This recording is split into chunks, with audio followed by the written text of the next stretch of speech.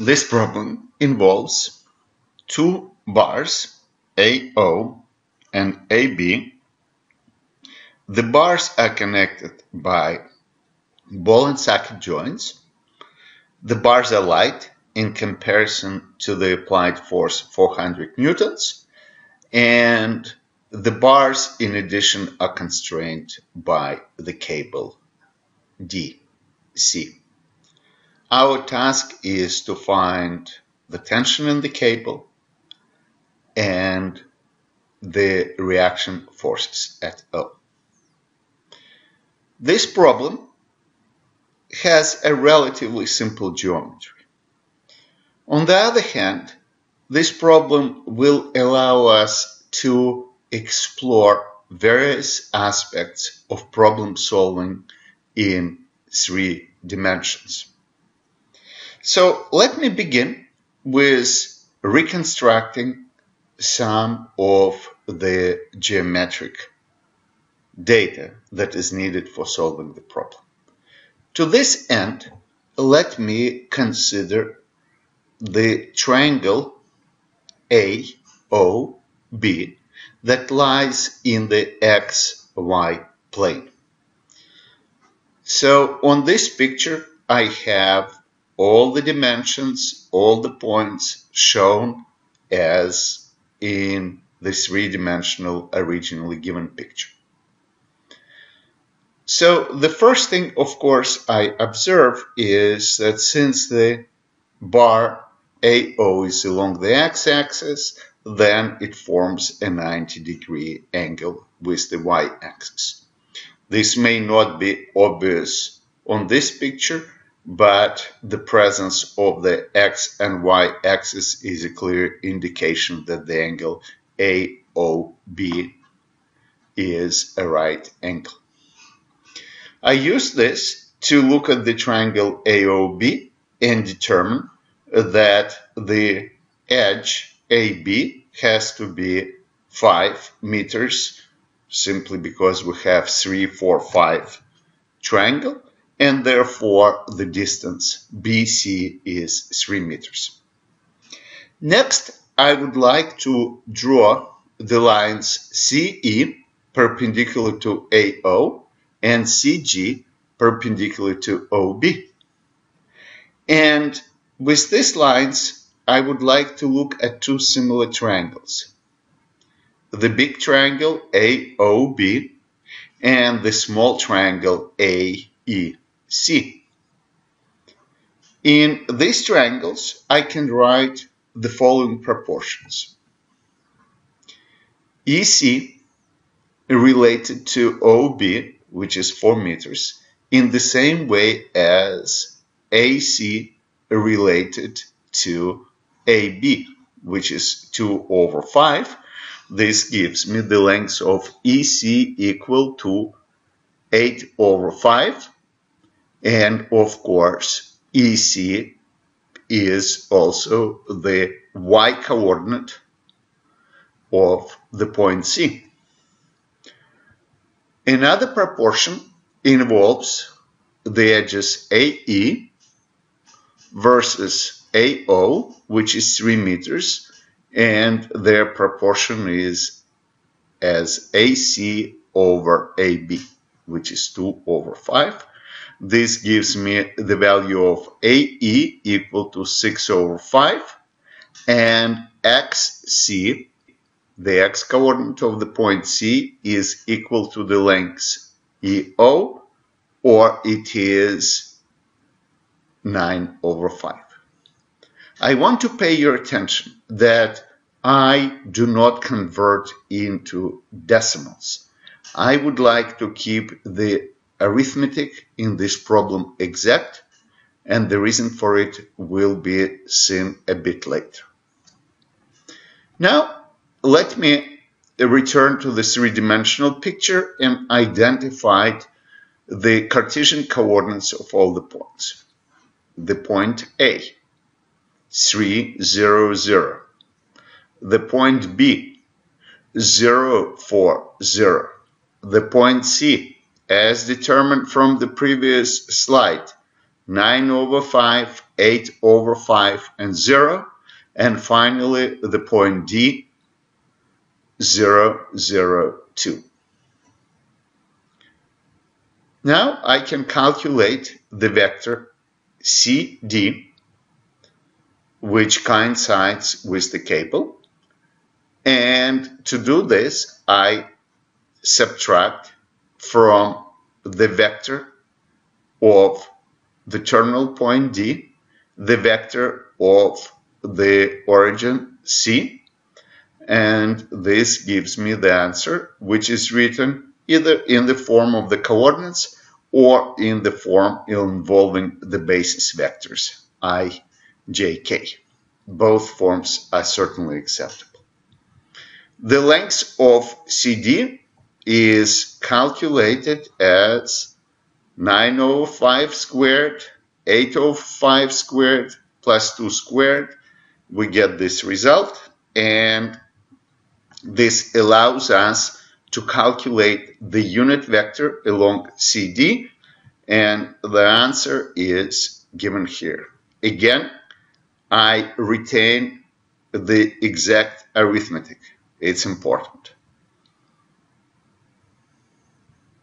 Next, I observe that the bar AO is a two-force member.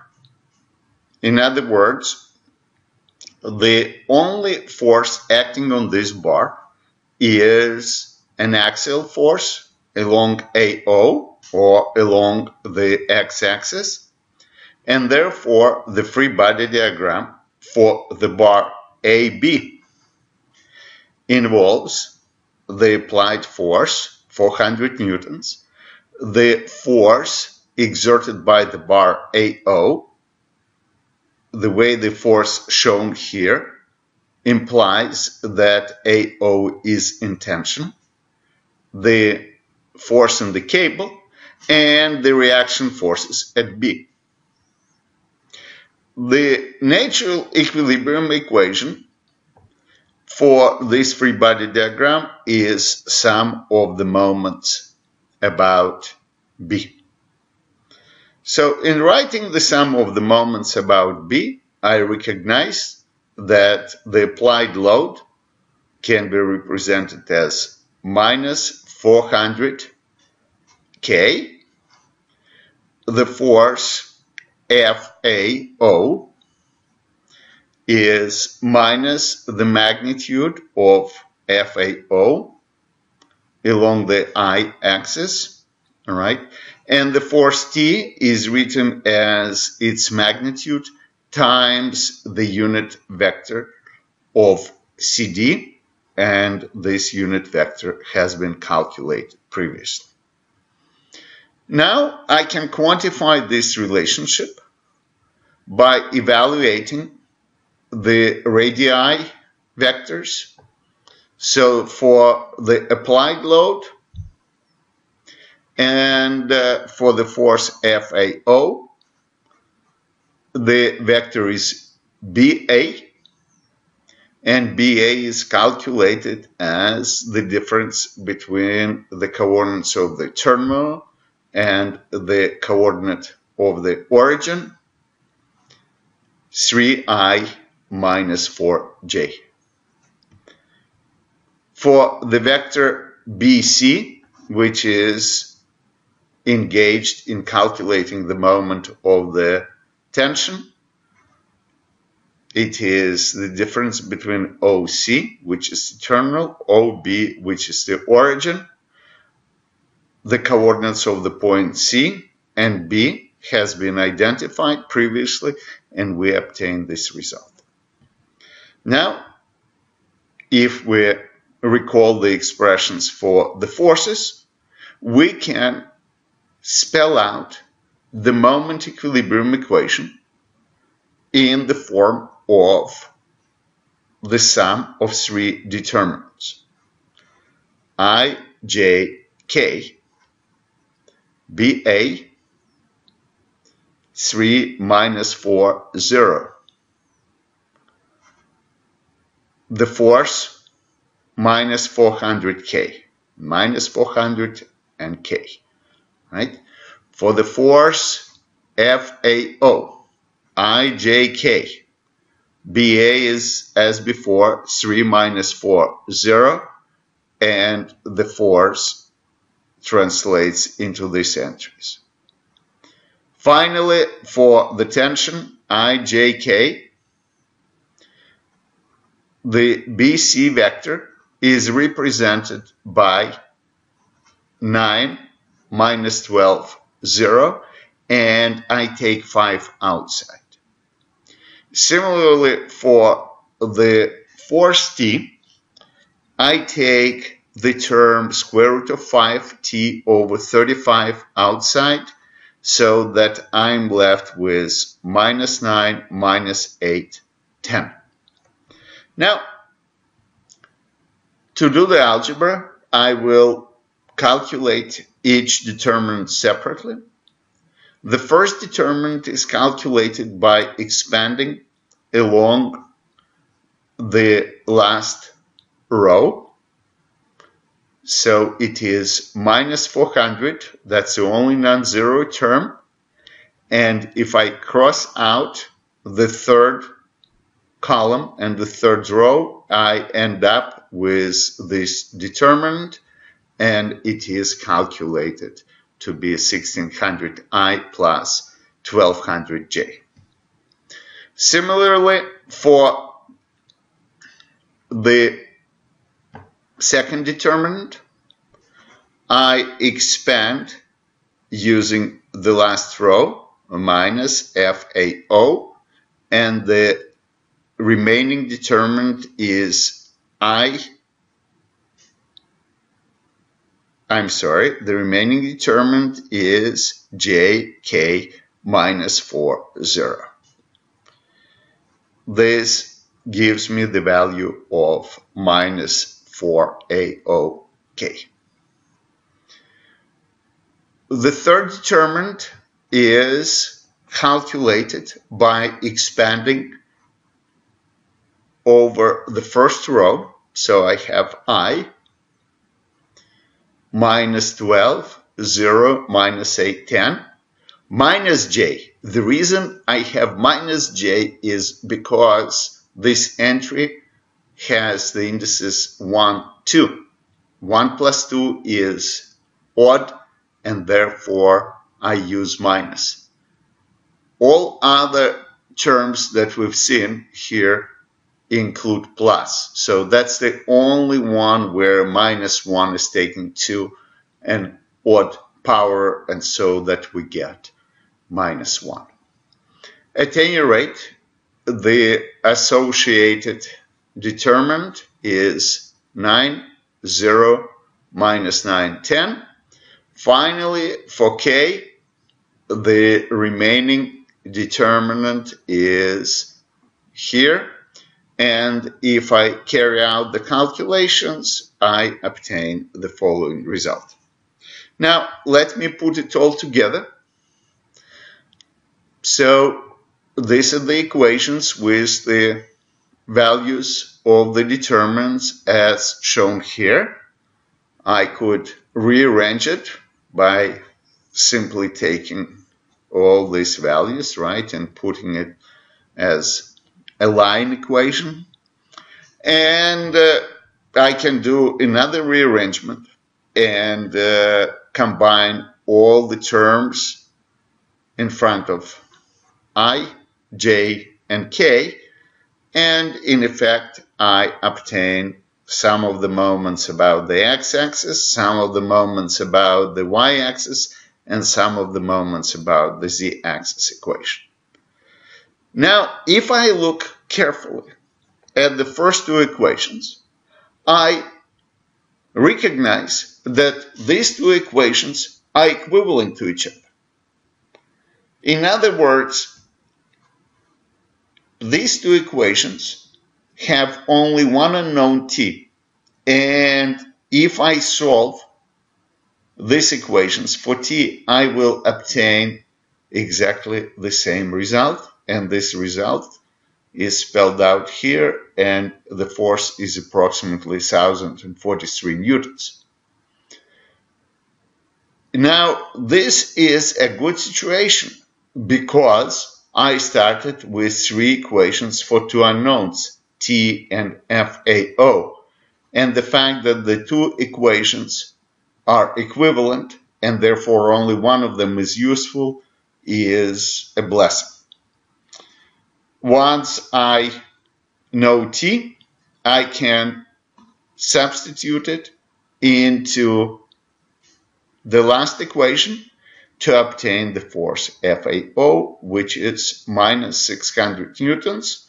Please pay attention that if I substitute the exact value of T, I will obtain minus 600 newton, while here 1043 is approximate.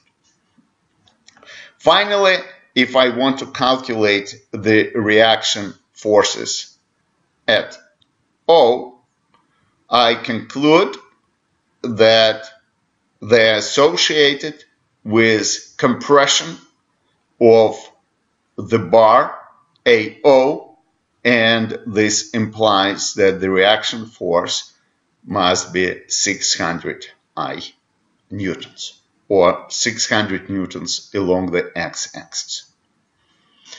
Now, it's interesting to discuss some of the aspects of this problem. In particular, I would like to focus on the fact that ideally we would like to have two equations for two unknowns, but here we ended up with three equations for two unknowns. If I look at the free body diagram for the bar AB, I can conclude immediately that all the forces acting on this bar intersect along the axis AB. Therefore, it is clear that the moment equilibrium equation, which states that some of the moments about the AB or BA or AC or BC axis is equal to 0, trivially. So if I take this into account, I should get two equations for two unknowns. However, extracting these two equations is not that simple because the line AB is not naturally aligned with the coordinate system. And what I would like to do, I would like to show you how to get these two equations for two unknowns. So here's the statement of the moment equilibrium equation dotted with the unit vector along BA. Let us try to understand why this happens mathematically. Physically, we understand all the forces intersect the bar. Mathematically, let me look at this vector. The cross product of BA and minus 400K. By definition, this vector must be perpendicular to both of these vectors. So it is perpendicular to BA. Then, not surprisingly, if I dot with BA, I will get 0 because the scalar product will involve a vector perpendicular to BA and BA. So cosine of 90 is 0. The same is true for the second term. Now, the last term is we see that the product is perpendicular to BC, but BC and AB have the same direction, and therefore this dot product will give me identically 0. So you now can see that the same statement could be made both in terms of the underlying forces or statics, but also on purely formal basis using the dot and cross products. So let me try to analyze this situation a little bit better. So the vector BA is 3i minus 4j, and the unit vector associated with BA is given by this expression. So what we would like to do, we would like to write equations that do not involve the sum of the moments about E. So to do that, let me look at various cross products. The reason I like cross products because all of these products, and here I have cross products of E with the basis vectors I, j, and k, will give me vectors perpendicular to E. So the first two products with I and j give me two different vectors, but the common feature of these vectors is that they're along the z-axis, right, or the k vectors. Why is that? Well, the vector E, the vector AB, lie in the plane I and j. So if I take two vectors lying in a plane, the result will be a vector perpendicular to the plane, and that's precisely k. So what we see here that k is a good equation for the moment, right? And we say that both I and j lead to the same equation. In contrast, the third equation gives us something new. It gives us a vector minus 3 over 5i minus 4 over 5i. Sorry, I should have said j. This vector clearly lies in the xy plane, and let us try to understand what is the physical or geometrical meaning of this vector. I will call this vector G, and let me draw a little diagram in the xy plane. It involves my triangle AOB, and here's the vector G. I know G has a negative 4 over 5 projection along the x-axis and negative 3 over 5 along the y-axis. And that's how the vector G looks like. Now, it is pretty easy to establish that this vector is perpendicular to the edge AB. So what does it mean? Let's go back and said we started with the moment equation. The moment is a vector. What we concluded is that we don't want to write the moment equation for the direction AB. It's trivially satisfied. What we need to find two healthy equations that we can use to solve for two unknowns.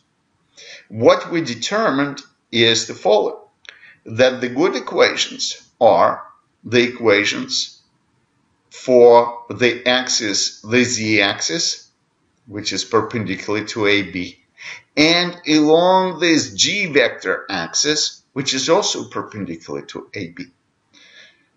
You may look at this and say, you know what we did? We found that one direction was not good for our purposes. What we need to do, we need to take two directions perpendicular to this useless direction AB and write moment there. And all we've done, we found those two directions.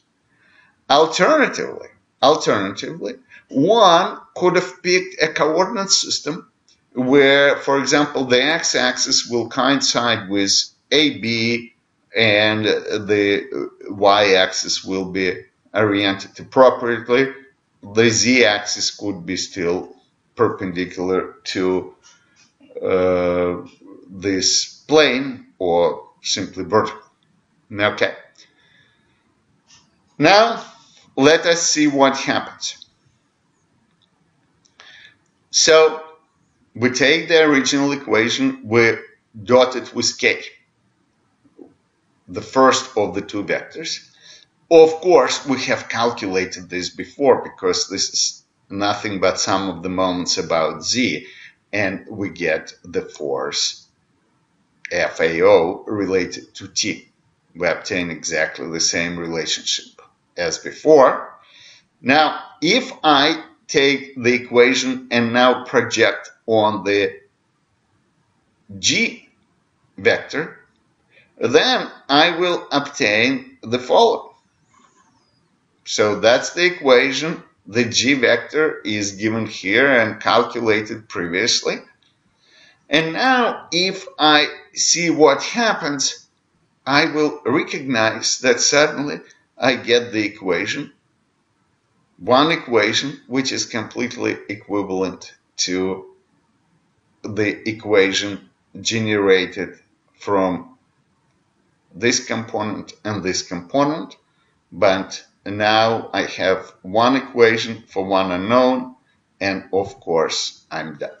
Now let me explain to you why I go in depth into all of this. It is very important when you deal with large problems where you cannot see what is going on behind the computations, right? You use some commercial code and you are somewhat controlled by what this code does. So we started with 3 equations for 2 unknowns. Of course, it is much more natural to have 2 equations for 2 unknowns. We carried out all computations exactly.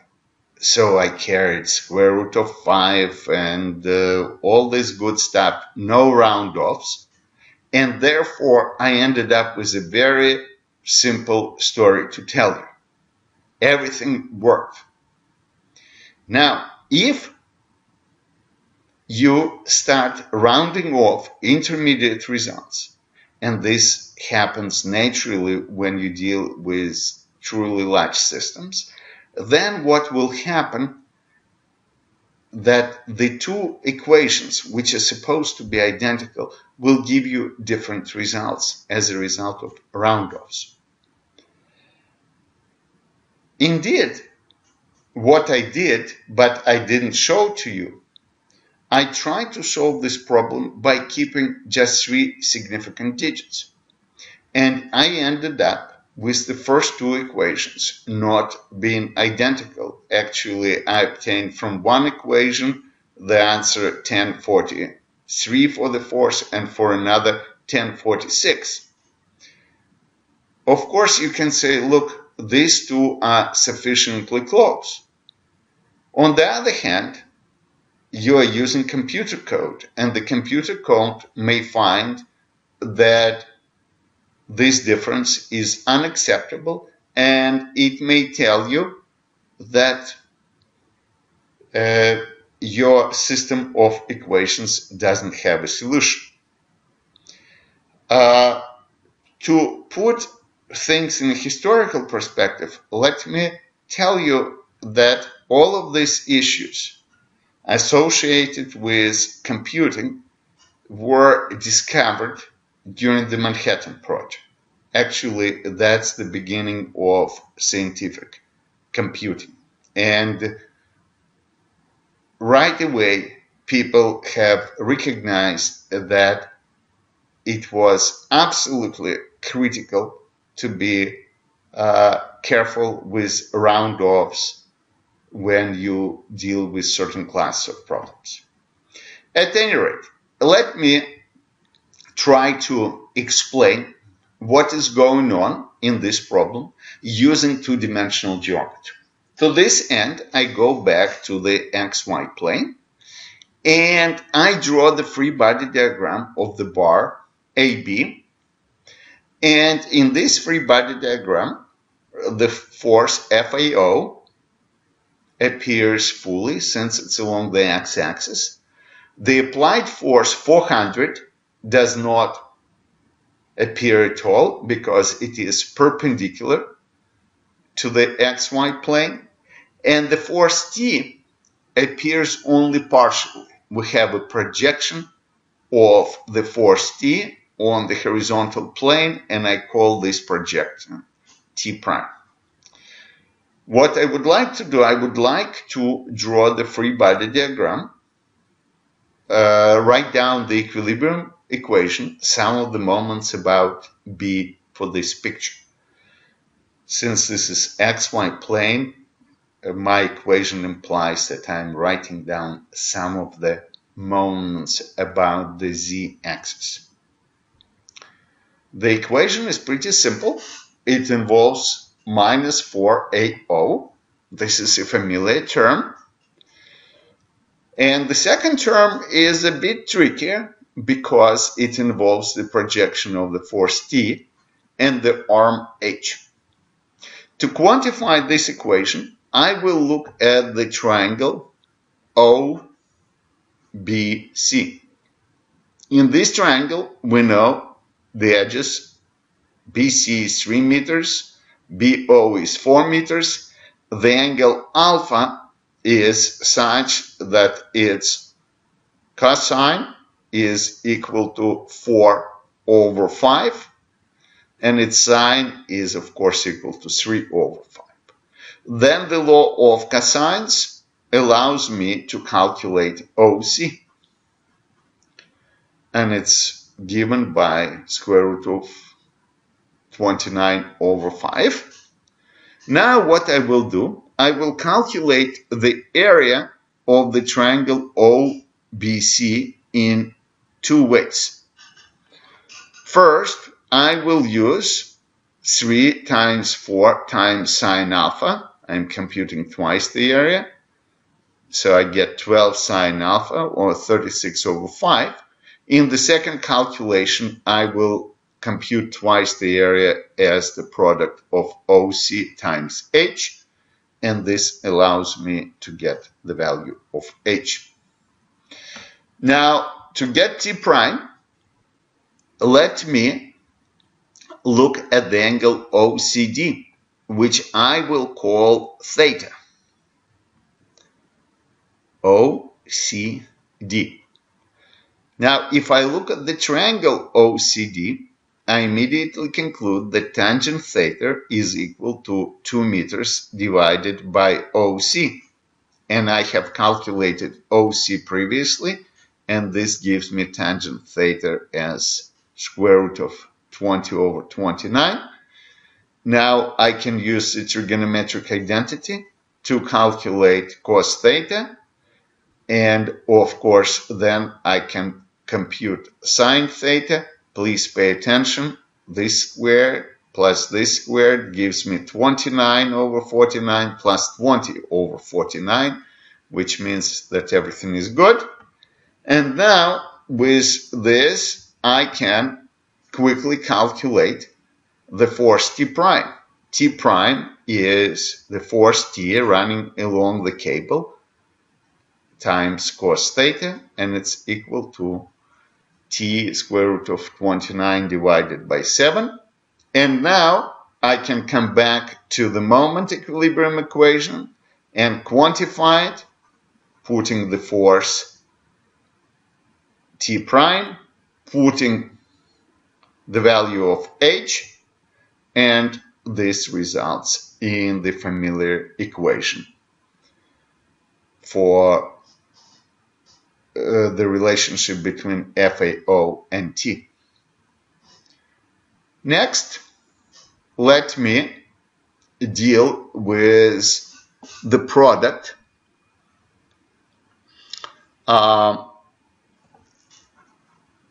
dot product, right, when I was projecting along this vector G. Or since I want to do it in 2D, I will look at the free body diagram, and I will look at the following plane. Z bar axis parallel to Z but originated B, and the vector E along the bar AB. So here's my plane. And now let me show the forces. 400 newtons all the way. Now the force T double prime is a projection of the force T on the vertical axis. Finally, two forces at B. The important thing is that the moment equilibrium equation for this picture I interpret it as the moment about B, but we know it is the moment about the axis perpendicular to this plane, and this is the G axis, and this gives me 2000 minus 3 is the arm T sine theta. When the dust settles, I obtain the same value of T as before. Thank you very much.